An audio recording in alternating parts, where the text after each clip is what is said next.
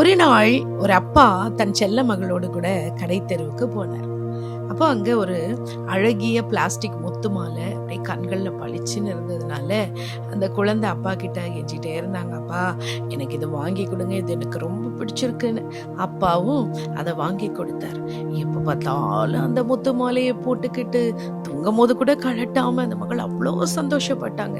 அப்போ ஒரு வாரம் கழிச்சு அவங்க அப்பா அந்த மகள்கிட்ட வந்து கேட்டாரு, நீ போட்டிருக்க முத்து மாலை எனக்கு கொடுமா அப்படின்னு சொல்லி. இல்லப்பா, நீங்க எது வேணாலும் கேளுங்க, நான் இதை கொடுக்க மாட்டேன்னு சொல்லி அந்த மகள் சொல்ல, ஒவ்வொரு நாளும் அப்பா வந்தாலே இந்த மகள் வந்து ஒளிஞ்சுக்குவாங்க. ஏன்னா அப்பா வந்து என்கிட்ட நான் ஆசைப்பட்டு வைத்திருக்கிற இந்த முத்து மாலைய கேட்கிறாரேன்னு சொல்லி கொஞ்சம் கொஞ்சமா அப்பா கிட்ட பேசுறதே அவாய்ட் பண்ணாங்க.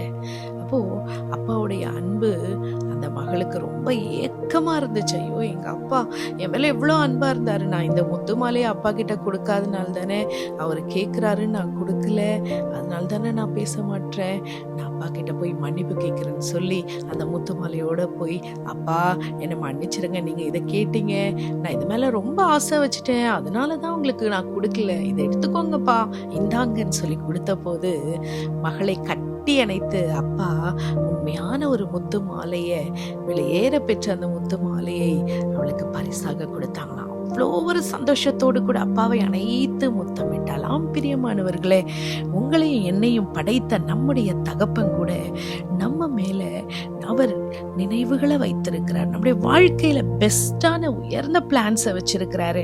எரேமியா 29:11 நாம் வாசிக்கிறோம், நான் உங்கள் பேரில் நினைத்திருக்கிற நினைவுகளை அறிவேன் என்று கர்த்தர் சொல்லுகிறார், அவைகள் தீமைகள்ல சமாதானத்துக்கு ஏதுவான நினைவுகளே.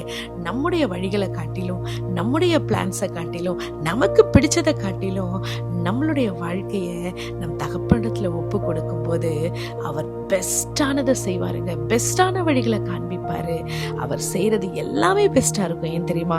அவர் தான் நம்மை உருவாக்கினவர், நம்மை நடத்துகிறவர், நம்மளை தள்ளாட விடவே மாட்டார், நம்மை தாங்கிக் கொள்வார், நம்மளை ஆசீர்வாதமா வைப்பாருங்க. அவரை நம்புங்க, அவர் கரத்துல உங்க வாழ்க்கையை அர்ப்பணிங்க. கர்த்தர் உங்களை ஆசீர்வதிப்பாராக. God bless you.